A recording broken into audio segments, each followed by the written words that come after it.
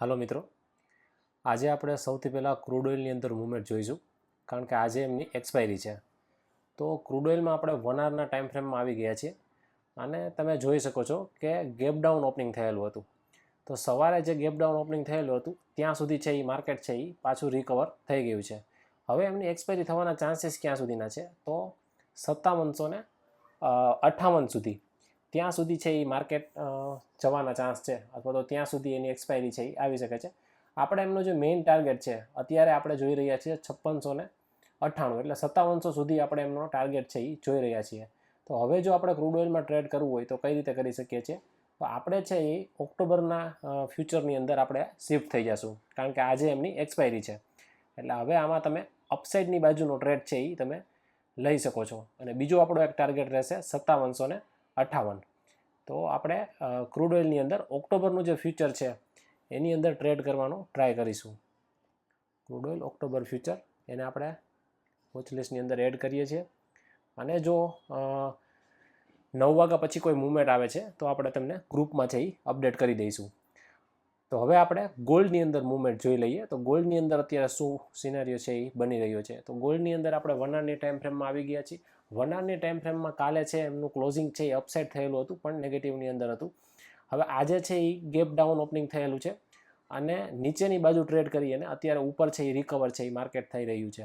તો હવે આપણે 1 આવરની ટાઈમ ફ્રેમમાં જોઈશું. આ 1 ડેની ટાઈમ ફ્રેમ હતી. 1 આવરની ટાઈમ ફ્રેમમાં તમે જોઈ શકો છો કે આપણો એક ઝોન છે, ત્યાંથી પાછું માર્કેટ છે એ રિકવર કરવાનો ટ્રાય છે એ કરી રહ્યું હતું. કાલે આપણે તમને 1 આવરનું એક સેટઅપ છે એ સજેસ્ટ કરેલું હતું, પણ 1 આવરની ટાઈમ ફ્રેમમાં એક સેટઅપ તમને સજેસ્ટ કરેલું હતું, તમે જોઈ શકો છો એ પ્રમાણે. તો માર્કેટ છે એ સેટઅપના ડાઉન સાઇડના ટાર્ગેટ છે એ કમ્પ્લીટ કરે છે. એનો મતલબ છે એ માર્કેટ અહીંયા સસ્ટેન થવાના ચાન્સ છે એ વધારે છે. એટલે માર્કેટ છે આ જે એક રેન્જ છે એ એરિયાની અંદર છે એ અત્યારે ટ્રેડ કરી રહ્યું છે. હવે જો આપણે ડાઉન સાઇડ ક્યારે વિચારીશું? ડાઉન સાઇડ જ્યાં સુધી માર્કેટ છે એ આ ઝોનની નીચે કોઈ કેન્ડલ છે એ ક્લોઝ નથી કરતું, ત્યાં સુધી આપણે ગોલ્ડની અંદર ડાઉન સાઇડની અંદર વિચારીશું નહીં. 1,08,582નું જે લેવલ છે એની નીચે જો કોઈ કેન્ડલ ક્લોઝ થાય છે 1 આવરની, તો જ આપણે ડાઉન સાઇડની અંદર વિચારીશું. બાકી અત્યારે અપસાઇડની અંદર આપણા ટાર્ગેટ છે એ પેન્ડિંગ છે, એટલા માટે આપણે બધું છે એ અપસાઇડની અંદર વિચારીશું. અત્યારે પણ જો માર્કેટ છે આની ઉપર જો કોઈ ટ્રેડ કરે છે તો આપણે ગોલ્ડની અંદર સિનારીઓ છે એ બની શકે છે, અધરવાઇઝ છે એ આપણે અવોઇડ કરીશું. હવે આપણે બેંક નિફ્ટીની અંદર જોઈ લઈશું કે બેંક નિફ્ટીની અંદર છે એ મૂવમેન્ટ કઈ રીતે આવેલી હતી. તો બેંક નિફ્ટીની અંદર તમે 1 ડેની ટાઈમ ફ્રેમ છે એ જોઈ શકો છો. આપણે 1 આવરની ટાઈમ ફ્રેમમાં જોઈ લઈએ. હવે 1 આવરની ટાઈમ ફ્રેમની અંદર 1 આવરની ટાઈમ ફ્રેમમાં આપણા જે ટાર્ગેટ છે, જે ન્યૂ ટાર્ગેટ આપણે કીધેલા છે, તો એ છે 55,917. આ આપણા જે મેઇન ટાર્ગેટ છે જે પેન્ડિંગ છે. તો હવે 15 મિનિટની ટાઈમ ફ્રેમની અંદર આપણે સ્વિચ કરીએ છીએ. તો 15 મિનિટની ટાઈમ ફ્રેમમાં કાલે છે એ આપણા ટાર્ગેટ હતા, જે ટાર્ગેટ હતા 55,319. તો એ ટાર્ગેટ છે એ સવારની 2 કેન્ડલ છે એમાં આપણા કમ્પ્લીટ થઈ ગયા હતા. પછી પણ આપણે તમને અપસાઇડના વ્યૂ છે એ આપેલા હતા. તો તમે જોઈ શકો છો એ પ્રમાણે માર્કેટ ધીમે ધીમે છે એ અપસાઇડની તરફ મૂવ છે એ આપી રહ્યું છે. હવે આપણા ટાર્ગેટ શું હોઈ શકે છે? તો હવે આપણા ટાર્ગેટ છે એ જ્યાંથી માર્કેટની રિવર્સ આવેલું હતું ત્યાં સુધીના આપણે ટાર્ગેટ છે એ નોટ કરીશું. હવે તમે જોઈ શકો છો કે આ કન્ટિન્યુ અપસાઇડનું મૂવ નથી, પણ એક સાઇડવેઝ એટલે 45 ડિગ્રીના એંગલ ઉપર છે એ મૂવમેન્ટ થઈ રહી છે. તો એમાં આપણા ટાર્ગેટ આવી પણ શકે, ના પણ આવી શકે, કાલે ડાઉન પણ છે એ જઈ શકે છે. તો હવે આપણા ટાર્ગેટ છે એ અહીંયા સુધીના રહેશે. તો અને આનું જે લેવલ છે આમાં પણ છે એ રિજેક્શન છે એ જોવા મળી રહ્યું છે.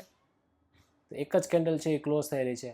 તો હવે જો કાલે માર્કેટ છે એ કોઈ ગેપ પણ બતાવેલ નથી, તો જો કાલે માર્કેટ છે એ ડાઉન સાઇડ ઓપન થાય છે, એટલે કે આ ઓર્ડર બ્લોકની અંદર જો ઓપન થાય છે માર્કેટ, અહીંયા ક્યાંય માર્કેટ આવે છે તો વેલ એન્ડ ગુડ છે. તો આપણા અપસાઇડના ટાર્ગેટ છે એ કન્ટિન્યુ રહેશે. હવે ડાઉન છે તે ક્યાંથી આપણે ડાઉન માર્કેટ આવી શકે છે? તો ડાઉનની અંદર તમે જોઈ શકો છો એ પ્રમાણે ડાઉન એક અહીંયા એક ઝોન છે એ ક્રિએટ થાય છે, પણ એટલો બધો જે પાવરફુલ ઝોન નથી કે જ્યાંથી માર્કેટ છે એ આવી શકે છે. અહીંથી ડાઉન જવાના ચાન્સીસ છે એ વધારે છે. હવે આપણે ડાઉન સાઈડ એકવાર જોઈ લઈએ. ડાઉન સાઈડની અંદર યસ, ડાઉન સાઈડની અંદર પણ અહીંયા છે ટાર્ગેટ છે એ કમ્પ્લીટ કરી શકે છે. કાલનો બંને બાજુનો સિનારીઓ આપણે જોઈ રહ્યા છીએ. અપસાઇડના ટાર્ગેટ છે એ આપણા ઉપરની તરફના છે 55,925. ડાઉન સાઇડ જો કઈ બાજુ આવે છે, અહીંયા આપણો એક આ સપોર્ટ છે એને બ્રેક કરશે તો નીચેની બાજુ આવશે, પણ નીચેની બાજુ હજુ છે એ હું જોઈ નથી રહ્યો. આપણે અપસાઇડના મૂવમેન્ટ જ છે એ કાઉન્ટિંગ કરી રહ્યા છીએ.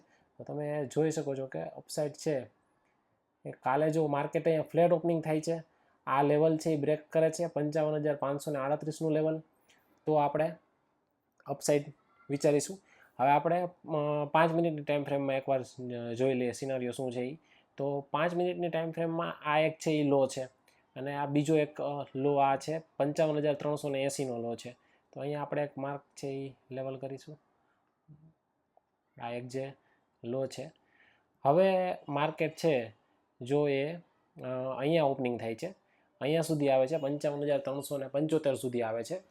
તો અહીંથી એક આપણે ફિબ ટૂલનો ઉપયોગ કરી અને અપસાઇડના ટાર્ગેટ છે એ કાઉન્ટ કરી શકીએ છીએ કે ઉપરની બાજુ રહેશે.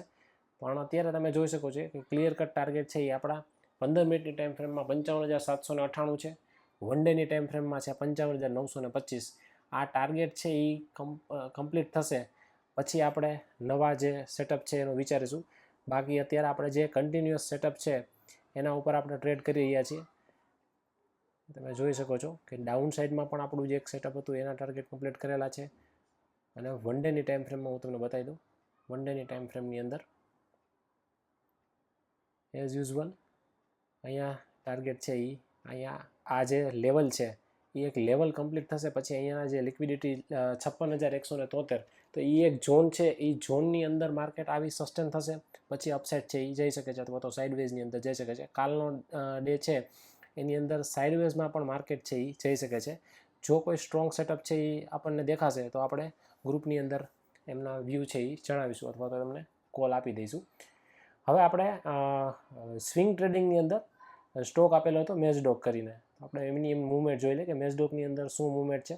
એમાં આપણે ખાસી એવી સારી મૂવમેન્ટ છે એ બતાવવામાં આવી હતી. તમે જોઈ શકો છો કે આ જે કેન્ડલ છે એના લેવલ છે 3,000 સુધી પહોંચી ગયો છે. કાલે છે એ સાઇડવેઝમાં પણ જઈ શકે છે, વોલ્યુમ પણ છે એ આવી ગયું છે, અને આપણા ટાર્ગેટ છે એ 3150 સુધીના છે. તો મેસડોકની અંદર છે આપણે અત્યારે કન્ટિન્યુ છે, આપણે હેજ કરીને પોઝિશન છે એ બનાવેલી છે એ પોઝિશન છે એ કન્ટિન્યુ રાખીશું. ઓકે, તો આજના માટે આપણે તમને ગોલ્ડ, ક્રૂડ ઓઇલ અને બેંક નિફ્ટીની અંદર ટાર્ગેટ છે એ બતાવેલા છે. Thank you.